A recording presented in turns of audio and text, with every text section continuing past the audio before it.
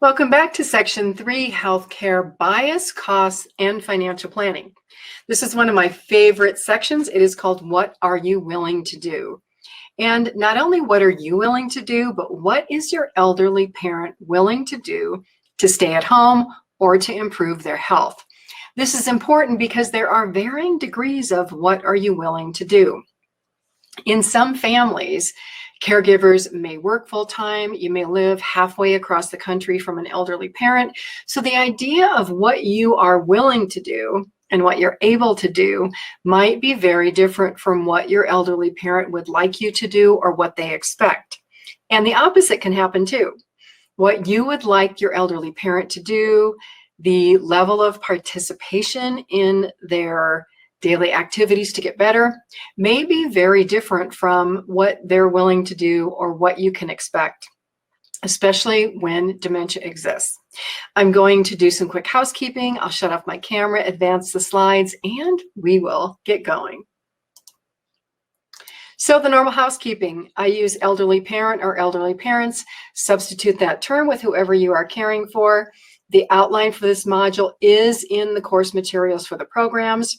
Please do print out the slide handouts. Again, if you have not, put the pause button on, pause this webinar, print them out and come back so that you can follow along and make notes.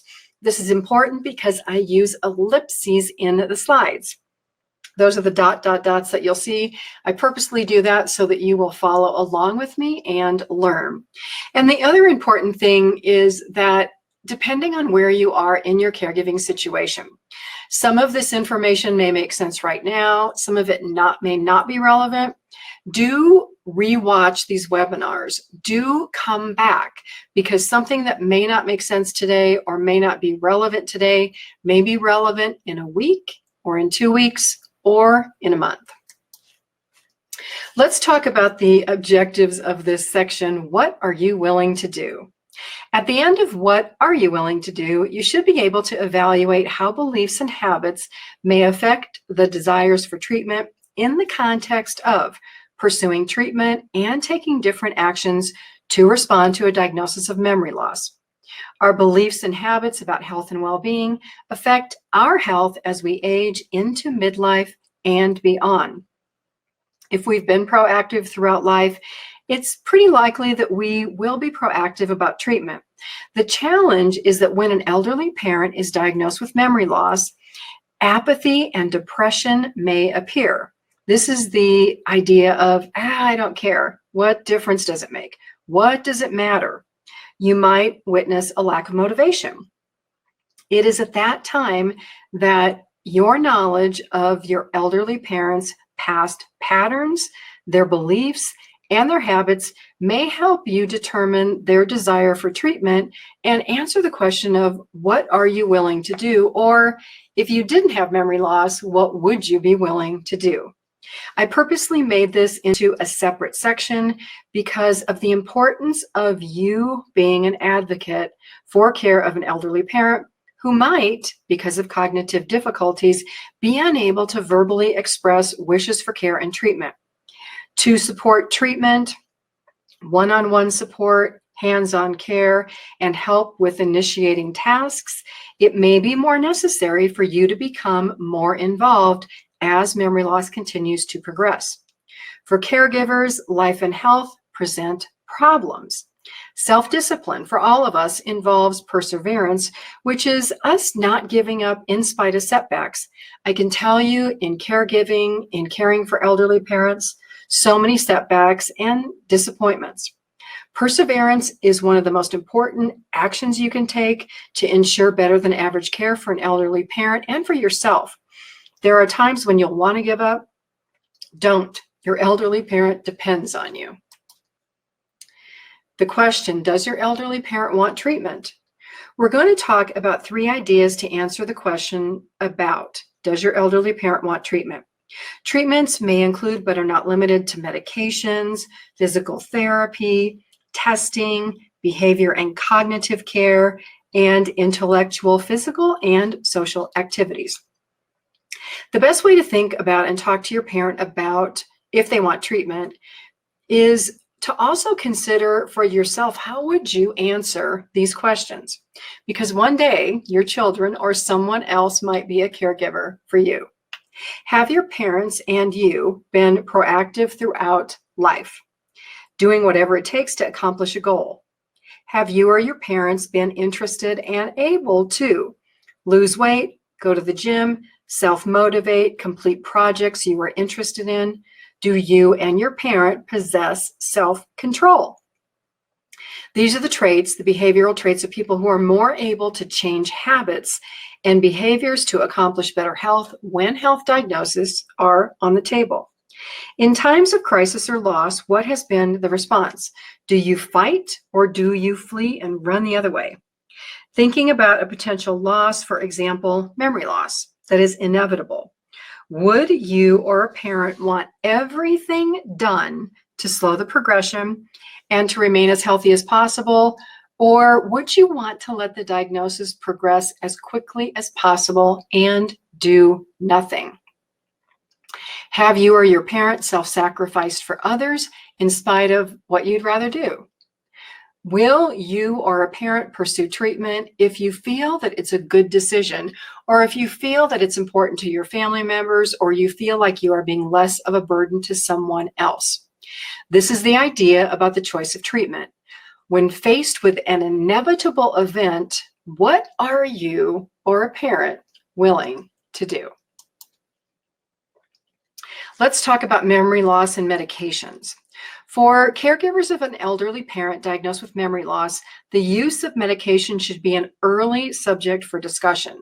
I say early because the earlier that medications for memory loss are started, the greater the long-term potential for slowing the rate of memory loss.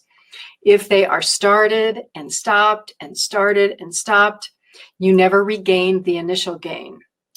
Know that depending on the source of your diagnosis, so for example, if it was a primary care physician or a neurologist or a geriatrician, they may or may not discuss medications for memory loss with you. There are so many differing opinions about the benefit of memory loss medications. Some medical professionals believe that the disease should be allowed to progress. Again, that could be healthcare bias, without prescribing medications. Others believe that medications are beneficial. The decision to take medications is a personal decision based on the wishes of your elderly parent and their beliefs about pursuing care and treatment. And I want to talk for a minute about healthcare plans.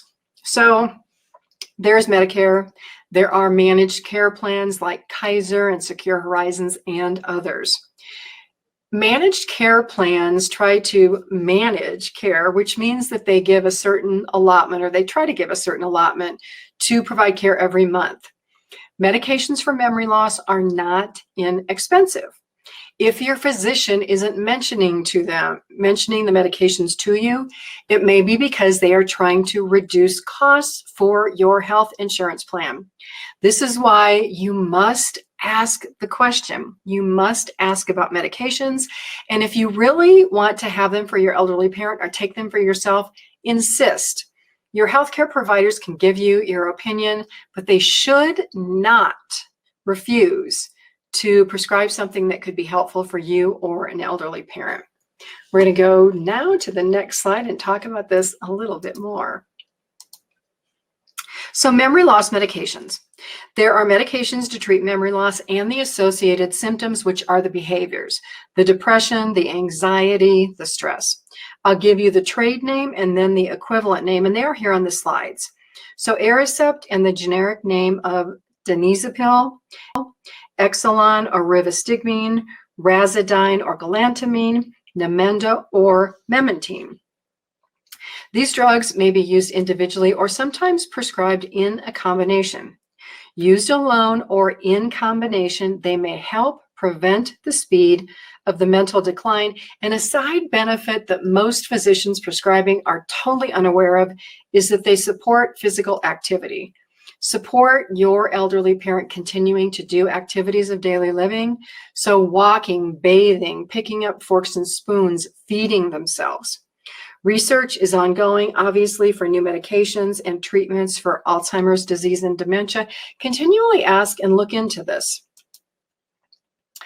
I talk about determining the real effect of medications because once a medication is prescribed, you can see benefits. You may see a slowing of memory loss or progression, but truly until that medication is stopped, you don't know the full benefits.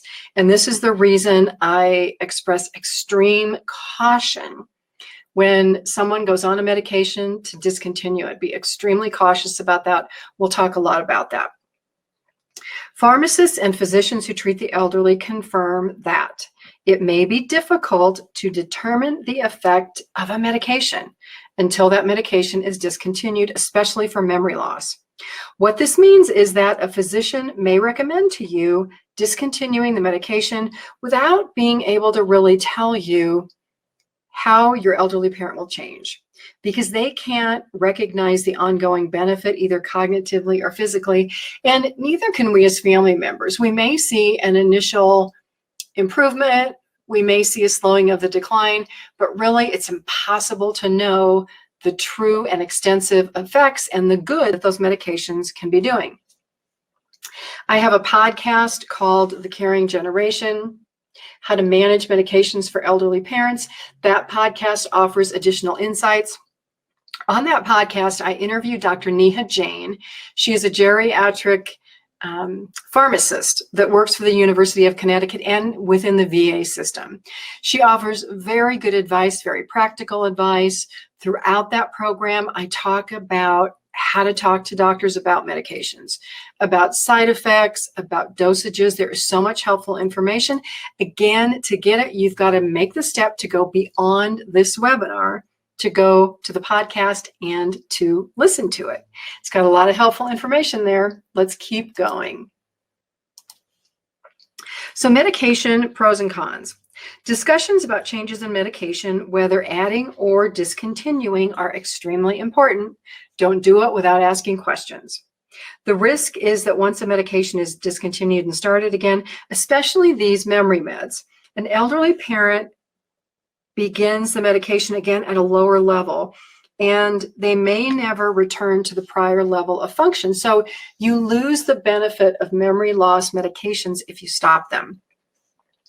I have personally witnessed devastating declines in my clients when physicians discontinued the medications without talking to me about it. I was the power of attorney. They did it.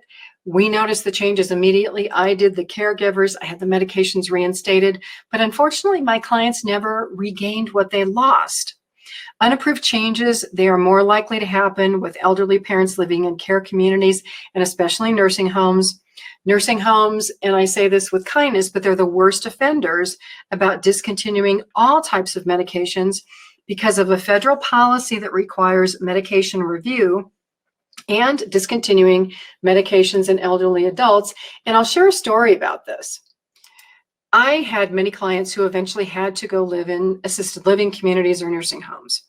The ones in nursing homes had more significant health concerns. So, for example, I had a client who had dementia, but she also had heart disease. She was more likely to have strokes.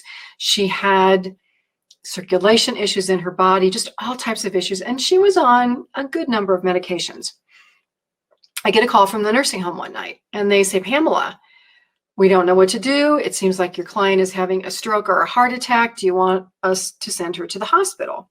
My first question was, did anyone change her medications without asking me? The nurse went and looked, and guess what? The answer was yes. The doctor, in his great wisdom, stopped her evening blood pressure medication. What do you think the effect of that was? High blood pressure and a possible stroke. You have to be so proactive with medications in all aspects, whether you are managing them or a care community is. I had them reinstate the medication and my client was fine, but just the idea that a doctor would put an elderly adult at risk by discontinuing a medication without thinking about the consequences, it's a nursing home regulation. It happens too much. It is healthcare bias against the elderly. Again, an area for you to be very, very cautious. You make the decision, and I do really mean this. If you are an elderly parent and you have an elderly parent living at home with you, again, you can control the medications based on conversations with the doctor. I recommend having a system that, like a medication box, to assure that medications are correctly scheduled and given at the right times. My recommendation is that if an elderly parent is interested in taking a medication for anything, or if they've been proactive about their health, then be sure that you ask about one or all of these memory loss medications, and at the same time, ask questions about other medications that you may not know why they're being prescribed. Unless there are negative side effects, and this is my personal opinion, I'm not a doctor, not any of that, but just from the experience with my clients, unless negative side effects happen or they begin to happen, I rarely recommend discontinuing a medication unless there's a different option or there might be something better. If you do that, then you want to watch the side effects of the discontinuance and the ad very closely. I don't recommend stopping and starting a medication at the same time because you don't know what medication is causing the issue. And just again, know that the health insurance plan of your parent may approve or not approve these medications. In the brand name, you may have to go to the generic, which is fine. Check with your insurance plan, call the pharmacist to avoid any kind of surprises about costs.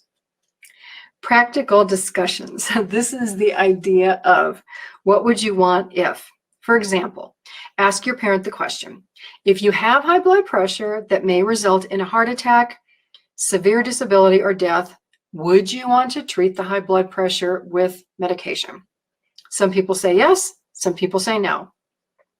If the answer is yes, relate this to the medications for memory loss and the ability to slow the rate of the memory loss with the side benefit of possibly preserving physical abilities. A no means that your parent would want to allow the disease to take its course without any intervention. A yes could mean support for you as the caregiver, because as the care needs of your elderly parent increase, it's more work for you. So the medications, while being beneficial for your elderly parent, can also prolong the time, and I say this in a positive manner, not negative, but prolong the time that your elderly parent is independent and decrease the time that they are dependent and you're providing more care. There are also behavioral and cognitive care treatment options. These may be limited depending on where you live, but I want to mention them. Emotional care and cognitive therapy has the goal of maintaining mood and cognition. So keeping your parents' mood and their memory stable. This type of therapy can include talk therapy and personalized activities to improve brain fitness and enhance daily quality of life. Talk therapy can be beneficial for an elderly parent with dementia and also for the caregiver because caregivers experience a high level of stress and depression. Caregivers don't like to talk about it, but it happens. It's proven. Stress and depression can result in apathy for caregivers not diagnosed with memory loss, also just in feelings of having to cope to get through the day. I just have to get through this. And those thoughts, while are good, can really prevent you from giving the best care you can to an elderly parent. Cognitive care options, they're also called brain fitness activities. You can develop them within your family through care-forward thinking, or they can be developed with mental health organizations with this specialty of brain fitness activities. Care-forward thinking involves using the personal history of your parent to develop activities that are interesting and relevant. Why? Because if they're not interesting and relevant, we don't want to do them.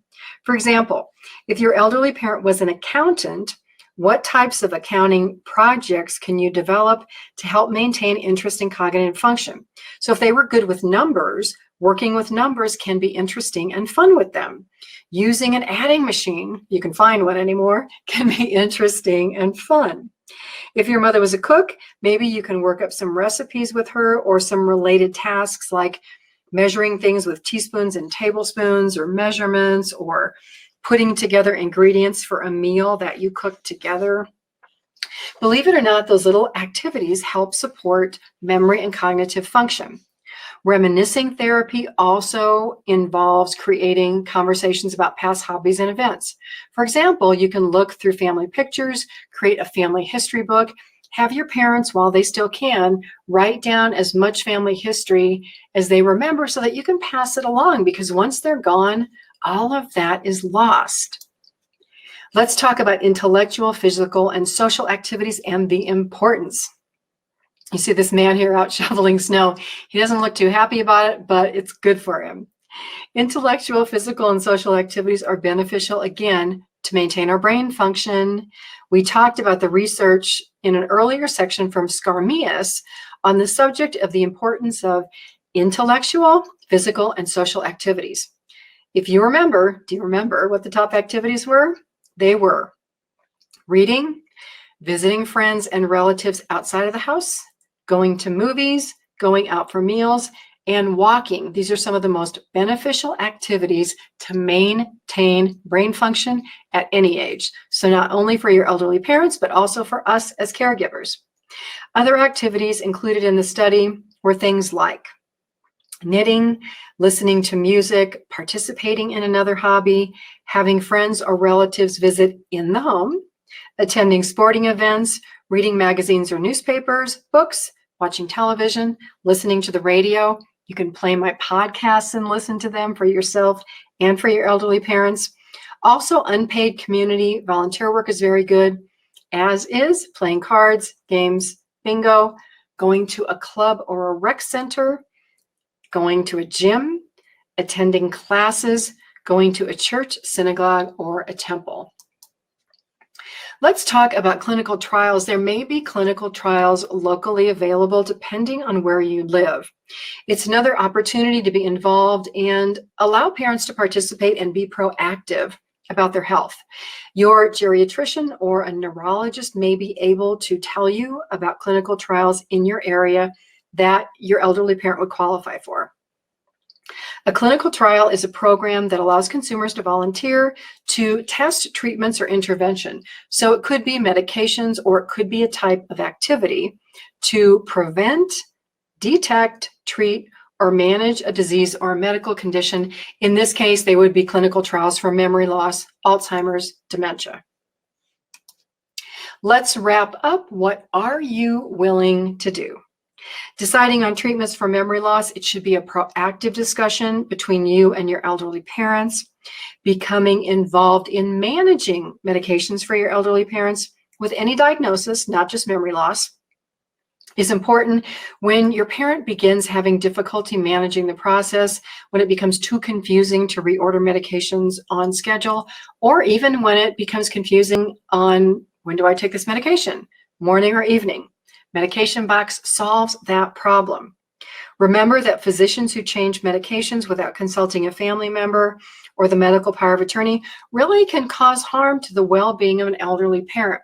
Make sure that you tell your doctor, tell people in your doctor's office, put notes in the chart, no medication changes without talking to me first. Other programs for behavioral and cognitive care, in addition to all of those, intellectual, physical, and social activities can support memory. And the biggest recommendation is be consistent, be reliable, persevere, keep going, don't stop. Take actions to make decision treatments for elderly parents and follow through with things to help stabilize the health and the cognition of your elderly parent. It will make a difference. I'm Pamela D Wilson, caregiving expert, advocate, and speaker. Thank you for joining me in this section of What Are You Willing to Do? Please have this conversation with your elderly parent. Have it with yourself. There are so many things that can be done to age positively, to help us as younger caregivers avoid the health issues that we are seeing with our elderly parents. All we have to do is take a little action, be proactive, and be committed. I will see you again in another webinar.